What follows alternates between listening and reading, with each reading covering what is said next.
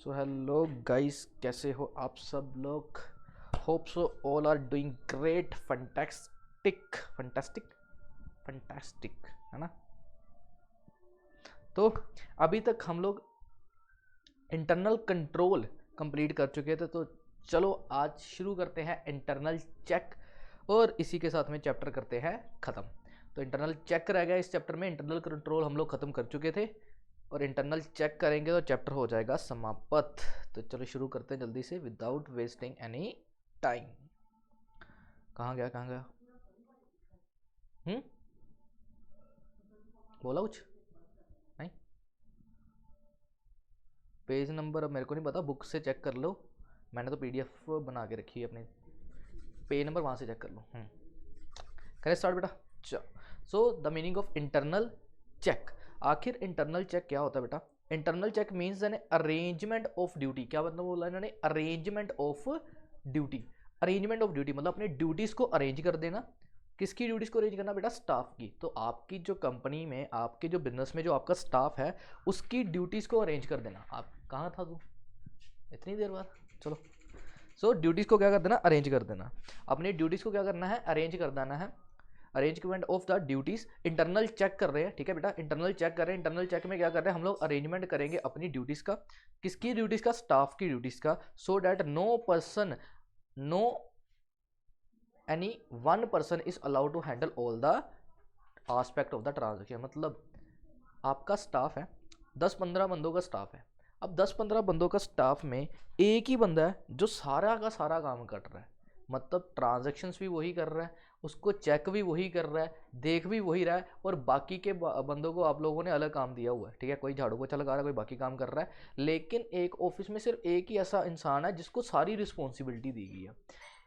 तो उन्होंने बोला कि इस चीज़ से फ्रॉड होने के चांसेस हो जाते हैं ज़्यादा। तो आप लोग क्या करो, आप अपनी कंपनी में, अपने बिजनेस में क्या करना बेटा, आपको अपने बिजनेस में, अपनी कंपनी में क्या करना है, अपने ड्यूटीज़ की अरेंजमेंट कर देनी है। अपने स्टाफ की ड्यूटीज़ की क्या कर देनी है, अरेंजमेंट कर देती है। सो डैट एक पर्सन के पास सारा का सारा कंट्रोल ना रहे, वो सारी की सारी ट्रांजेक्शन एक ही पर्सन के साथ में हैंडल ना हो। सारी ड्यूटीज़ को क्या कर दो, डिस्ट्रीब्यूट कर दो। क्या कर दो, डिस्ट्रीब्यूट कर दो अमंग द एम्प्लॉइज, और हर पर्सन को अलग अलग काम दे दो। So that one person is automatically check by the another. ये सबसे इंपॉर्टेंट लाइन है इंटरनल चेक की, कि duty work of one person is checked by the work by another person. मतलब एक पर्सन का वर्क चेक्ड ऑटोमेटिकली हो जाएगा दूसरे पर्सन के काम से। तो मतलब जब एक पर्सन काम कर रहा है तो वो काम छोड़ के अगर जाएगा, तो जब दूसरा पर्सन आएगा तो ऑटोमेटिकली उसका काम वो पहले चेक कर ले। तो ऐसा एक सिस्टम अरेंज करना, ऐसा अरेंजमेंट बनाना, that is called as internal check, where the work of one person is checked by another. बोलो मेरे साथ, क्या बोला मैंने, where the work of one person automatically checked by another. तो एक पर्सन का वर्क जब ऑटोमेटिकली चेक कर देता है another person, that is called as internal check. तो इंटरनल चेक कुछ नहीं है, इंटरनल चेक में था कि एक पर्सन का वर्क दूसरा पर्सन चेक कर लेगा, ऐसा अरेंजमेंट बना देना। एक पर्सन के साथ में सारा कंट्रोल ना हो, एक ही पर्सन के पास में सारा कंट्रोल ना रहे, that is called internal check. समझे, दैट इज इंटरनल चेक। अब फंडामेंटल प्रिंसिपल्स, अब आ जाओ प्रिंसिपल्स ऑफ इंटरनल चेक। आखिर इंटरनल चेक के प्रिंसिपल्स क्या है, सबसे इंपॉर्टेंट क्वेश्चन है कि आखिर इंटरनल चेक के कौन से प्रिंसिपल्स है, कौन से सिद्धांत हैं जिसके ऊपर इंटरनल चेक चलता है। सबसे पहले क्लियर कट रिस्पॉन्सिबिलिटी देनी है बेटा। कौन सी, क्लियर कट रिस्पॉन्सिबिलिटी। हर पर्सन को पता होगा तो कि उसने क्या काम करना है। जैसे शादी हो रही है, किसी की शादी चल रही है और हम लोग सारे उसकी शादी को मैनेज कर रहे हैं, ठीक है। तो सबसे पहले कौन कैटरिंग का काम संभालेगा, वो अपना काम देखेगा। कौन जो मेहमान आ रहे हैं उसको संभालेगा, वो अपना देखेगा। कौन सारा का सारा सामान इकट्ठा करेगा, वो अपना देखेगा, ठीक है। कौन अपना हलवाइयों के साथ में कौन बैठेगा, ठीक है। सुबह उठ के मंडी जाके सामान कौन लेके आएगा। तो ये सारा का सारा काम क्या कर दिया, डिवाइड कर दिया, और हर पर्सन को क्लियर कट रिस्पॉन्सिबिलिटी दे दिया कि इस काम में अगर कोई गलती हुई तो वो तुम लायबल रहेगा। तो हर एक पर्सन के सामने क्या कर दिया, काम को डिवाइड कर दिया और क्लियर कट रिस्पॉन्सिबिलिटी क्या कर देनी, सबसे पहले बांट देनी है। दूसरा, शिफ्टिंग ऑफ एम्प्लॉइज। क्या करो बेटा, कंपनी में आप अपने एम्प्लॉइज को क्या कर दो, शिफ्ट कर दो। शिफ्टिंग मतलब अगर पहले एक बंदा एक काम पे था, अब उसकी ड्यूटी चेंज कर दो। जैसे ए पर्सन पहले सेल्स डिपार्टमेंट था, बी पर्सन कौन सा था, परचेस में। अब दोनों को शिफ्ट कर दो। शिफ्टिंग से क्या होगा कि एक पर्सन एक ही जगह पे रह के फ्रॉड करने के, क्योंकि जब आप ज़्यादा एक जगह पे रह के काम करोगे तो आप उस काम में क्या हो जाओगे, एक्सपर्ट। और जब एक्सपर्ट बंदा आ जाता है तो उसको क्या पता लग जाती है, सारी की सारे लूप होल्स जो होते हैं उसको पता लग जाता है कि कहाँ से कुछ ना कुछ गड़बड़ करी जा सकती है। तो क्या करते रहो, शिफ्टिंग करते रहो किसकी, एम्प्लॉइज की, ठीक है। तो चेंज करते रहो अपने एम्प्लॉयज को, टाइम टू टाइमली उसको अलग अलग काम देते रहो। फिर प्रिवेंट करो कॉन्टिन्यूस कंट्रोल। ये दोनों पॉइंट एक दूसरे के साथ में मैच करते हैं बेटा। पहला पॉइंट क्या है, सबसे पहला पॉइंट क्या पड़ा है, सबसे पहला पॉइंट क्लियर कट रिस्पॉन्सिबिलिटी। उसके बाद में दूसरा पॉइंट क्या है, शिफ्ट करते रहो, और शिफ्टिंग के साथ में तीसरा पॉइंट उन्होंने बना दिया क्या, कॉन्टिन्यूस कंट्रोल को प्रिवेंट करना है, कि एक पर्सन के पास में कॉन्टिन्यू कंट्रोल ना रहे, एक ही पर्सन के पास में सारा का सारा कंट्रोल ना रहे, हर पर्सन को अलग अलग कंट्रोल देते हो। पहले जिसके पास कंट्रोल था अब उसके पास नहीं, अब किसी और के पास कंट्रोल दे दिया, ताकि एक ही पर्सन के पास कंट्रोल ना रहे, सो डैट फ्रॉड को प्रिवेंट किया जा सके। समझे? तो अनइंटरप्टेड कंट्रोल नहीं रखना, आपको अनइंटरप्टेड कंट्रोल रखना है, ठीक है, समझ रहा है, मतलब कंट्रोल एक ही पर्सन के पास नहीं होना चाहिए, उसको अनइंटरप्टेड कंट्रोल को क्या करना, प्रिवेंट कर देना। उसके बाद में नेक्स्ट है क्लियर डिफाइन करनी है ड्यूटीज एंड रिस्पॉन्सिबिलिटी। अब ये पॉइंट किसके साथ में मैच कर रहा है, आपका फर्स्ट पॉइंट के साथ में। तो आप क्या करना, जब समरी बना रहे हो, जो लोग जो तो मान रहे हो मेरी बात ऑनलाइन वालों, ठीक है, आप तो सामने बैठे हो, आपको तो मैं डंडा दे के भी तुमसे समरी बनवाऊंगा बेटा आगे। तो उन्होंने बोला कि क्लियर कट रिस्पॉन्सिबिलिटी, जैसे क्लियर कट रिस्पॉन्सिबिलिटी पहला पॉइंट था, उसके साथ में ही clear defined duties and responsibilities, ये दोनों पॉइंट एक दूसरे से मैच कर गए, ठीक है। तो ये फर्स्ट पॉइंट और ये फोर्थ पॉइंट, ये एक दूसरे से क्या कर रहा है, मैच कर रहा है। अब सेकंड पॉइंट और थर्ड पॉइंट ये आपसे आपस में क्या कर रहा है, मैच कर रहा है। तो पहला क्लियर कट रिस्पॉन्सिबिलिटी, फिर क्लियरली डिफाइंड कर दो हर एक ड्यूटी को, कि हर एक बंदे को क्लियरली बता दो कि तेरी ड्यूटी क्या है, तेरी रिस्पॉन्सिबिलिटी क्या है। फिर शिफ्टिंग ऑफ एम्प्लॉइज, और प्रिवेंट कर रहा है शिफ्टिंग ऑफ एम्प्लॉइज, क्या प्रिवेंट कर रहा है, प्रिवेंट कर रहा है कॉन्टिन्यूस कंट्रोल।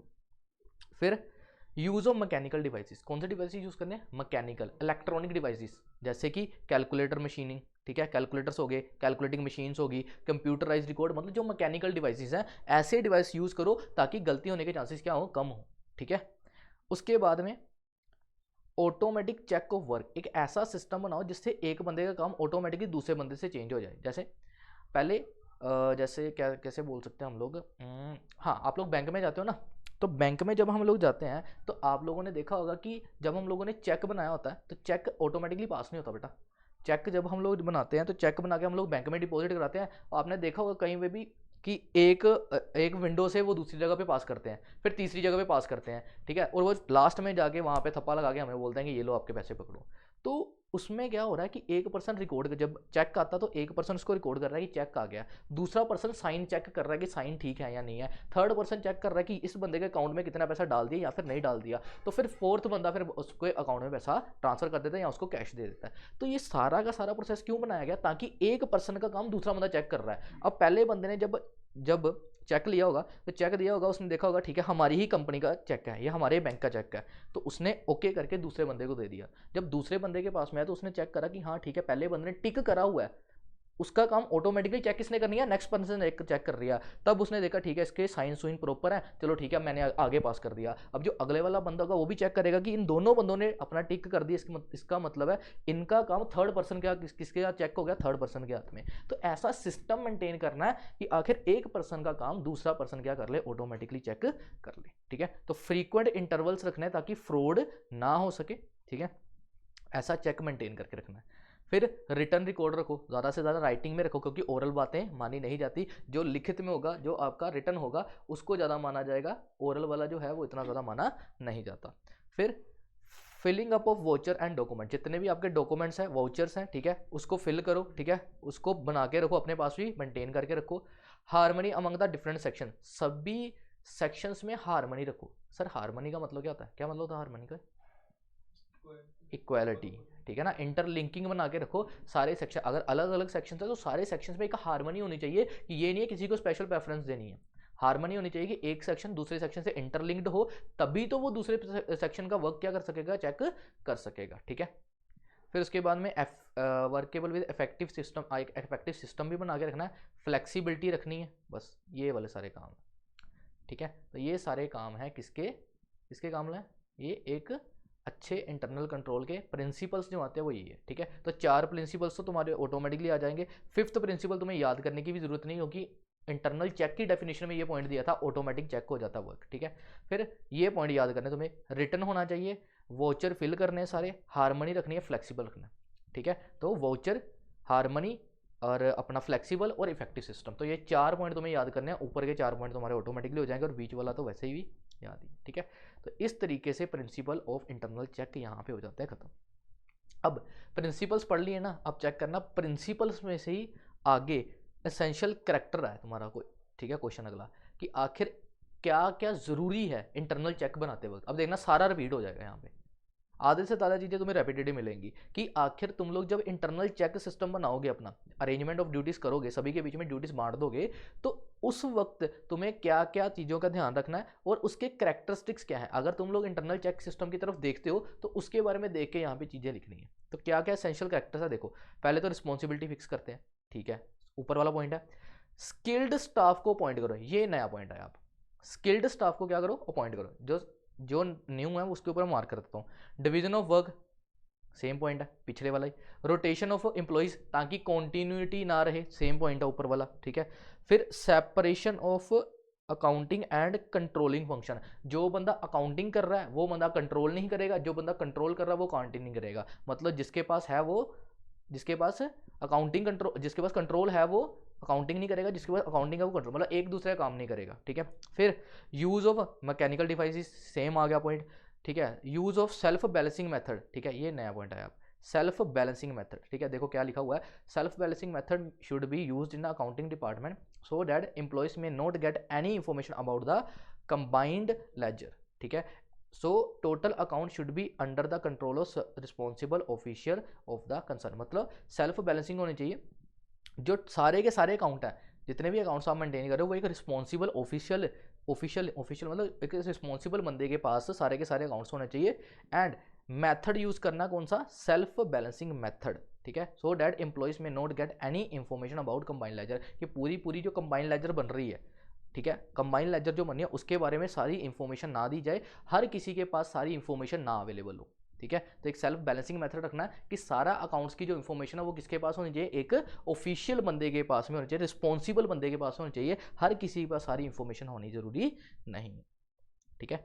फिर फ्लेक्सिबल है, ये भी ऊपर वाला पॉइंट है। सेफ गार्ड, ऐसा इंटरनल कंट्रोल सिस्टम क्यों बनाया, ताकि मेरी चेकबुक को, फाइल्स को, बिल्स को, ऐसी चीज़ों को कोई भी बंदा मिस यूज़ ना कर सके, उसका सेफ गार्ड रखना है, ठीक है, अपने एसेट को सेफ गार्ड रखना है, ठीक है।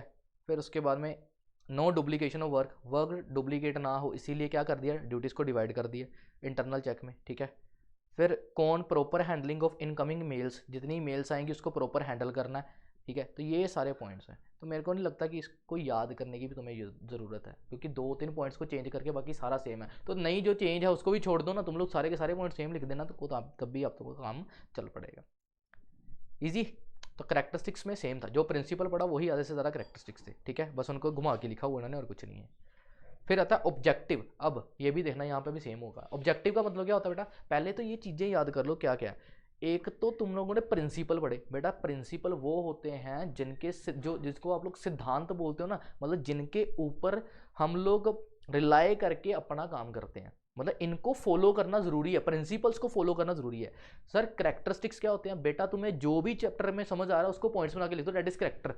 ऑब्जेक्टिव का मतलब क्या होता है, आधे पॉइंट कैरेक्टर से ही उठते हैं ऑब्जेक्टिव में। ऑब्जेक्टिव का मतलब होता है कहीं पे लिख लो वो चीजें, कैरेक्टर का मतलब होता है चैप्टर में जो कुछ भी पढ़ा उसको लिखना है।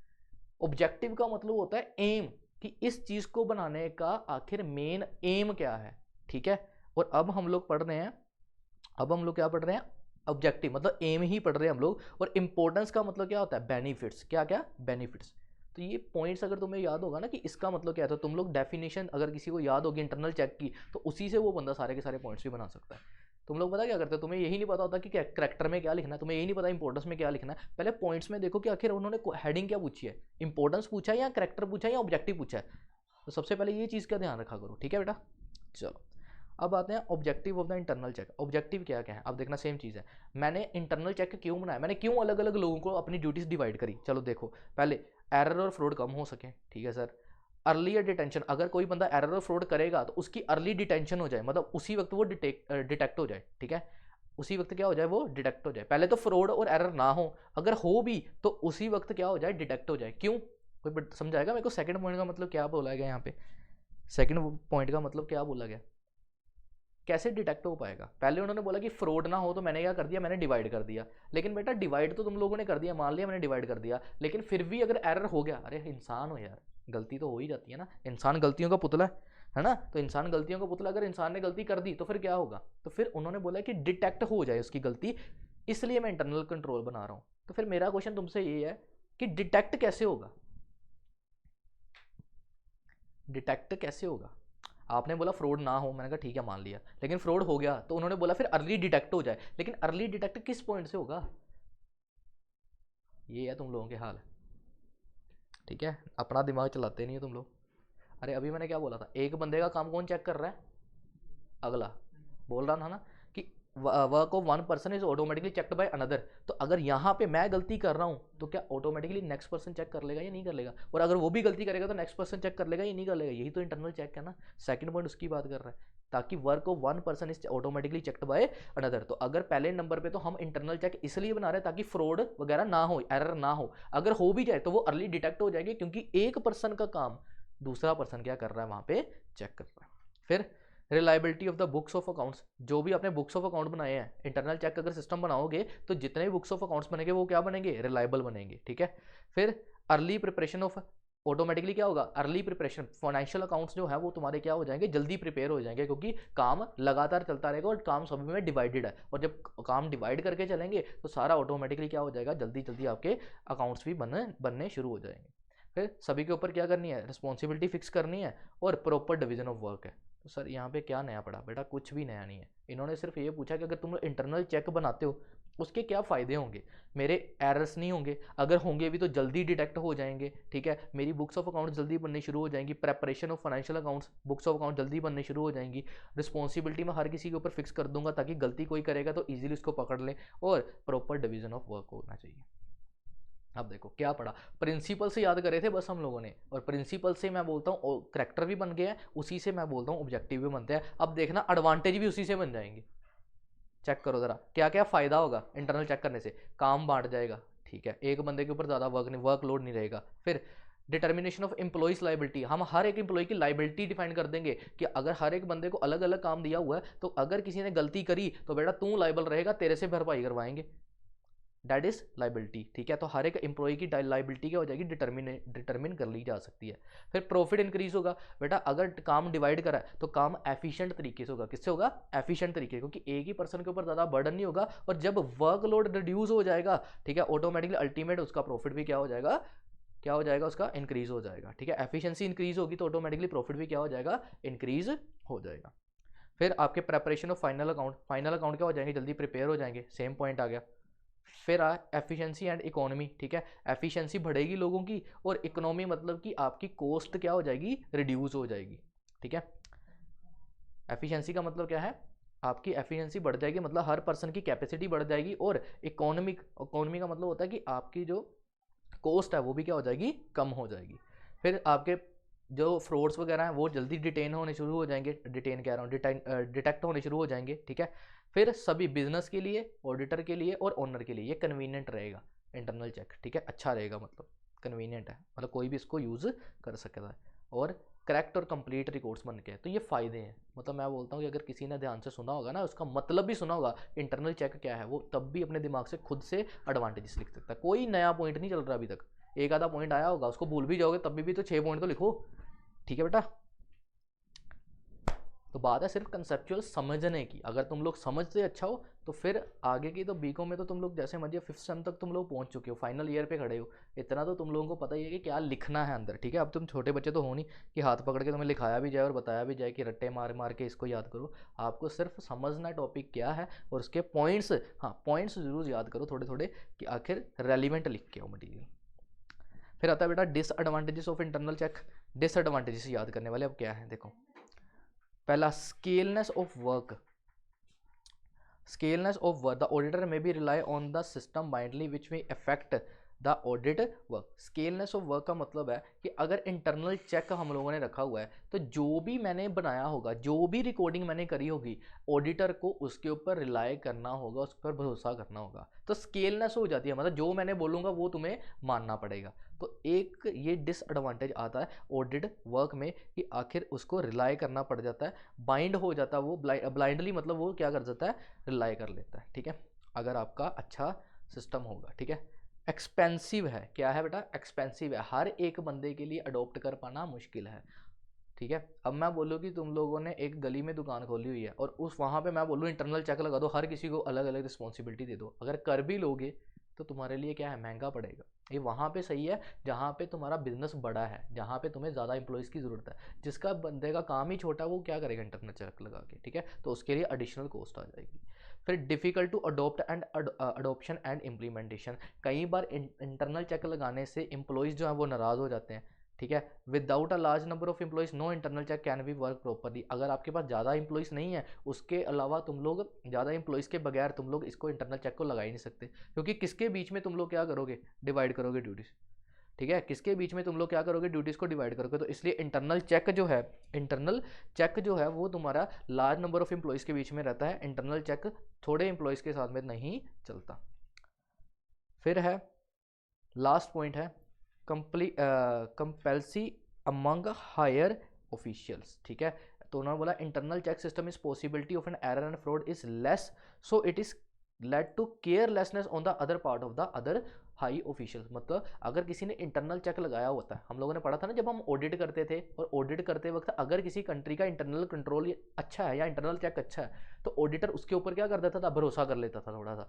यही उन्होंने बोला कि जब हम लोग इंटरनल चेक लगा देते हैं या फिर इंटरनल कंट्रोल रख देते हैं, तो उससे पॉसिबिलिटी ऑफ फ्रॉड लेस हो जाते हैं, पॉसिबिलिटी कम हो जाती है। इसका मतलब ये नहीं कि फ्रॉड होता ही नहीं है, पॉसिबिलिटी कम हो जाती है, और जो हायर ऑफिशियल्स होते हैं ना वो उन पे भरोसा करके अपनी ऑडिट रिपोर्ट छाप देते हैं। तो उन्होंने बोला कि इस तरीके को ये जो चीज़ है ये भी सही नहीं है, क्योंकि किसी के ऊपर ब्लाइंडली ट्रस्ट करना सही नहीं होता। कभी भी किसी के ऊपर ब्लाइंडली ट्रस्ट मत करो, ट्रस्ट करो, ब्लाइंडली ट्रस्ट मत करो, ठीक है ना, क्योंकि जब वो इंसान तुम्हारा ट्रस्ट तोड़ता है तो क्या होता है वो तुम्हें पता लग जाएगा। तो ट्रस्ट करो लेकिन ब्लाइंडली ट्रस्ट मत करो, ठीक है। किसी के ऊपर इतना भी भरोसा मत करो कि अगर कल को वो बंदा भरोसा तोड़ दे और तुम लोग अपनी ज़िंदगी बर्बाद कर लो, क्योंकि हमने ऐसा कई जगह देखा है।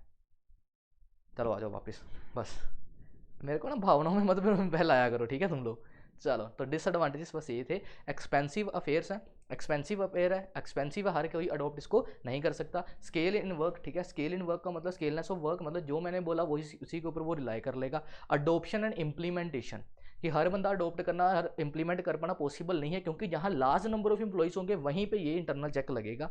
फिर लास्ट में आपका फेवरेट कौन सा, क्या लिखे इन्होंने, कंप्लेंसी अमंग हायर ऑफिशियल्स, जो हायर ऑफिशियल्स है वो आपके इसी चीज़ के ऊपर क्या कर देते हैं, रिलाई कर लेते हैं कि आखिर इंटरनल कंट्रोल सिस्टम लगा हुआ है, तो वो लोग सोचते हैं ऐसा कि आखिर यहाँ पे फ्रॉड्स कम होंगे। So it is serious because it believe that the under the sound system internal check nothing go wrong, और वो सोचते हैं ऐसा कि इंटरनल चेक लगा हुआ है तो यहाँ पे गलत नहीं हो सकता, जबकि गलत तब भी हो सकता है। सो यहाँ पे चैप्टर हो जाता है आप लोगों का समाप्त। यहाँ पे कंट्रोल, इंटरनल कंट्रोल भी खत्म हो गया, इंटरनल चेक भी खत्म हो गया। एक क्वेश्चन तुम्हें दोनों में से किसी ना किसी में से दिखेगा, तो तुम्हारा बी पार्ट इजीली सिक्योर हो गया यहाँ पे। डन गाइस, चलो सो मिलते हैं नेक्स्ट सेशंस में। तब तक के लिए पढ़ते रहो, बढ़ते रहो और याद करते रहो।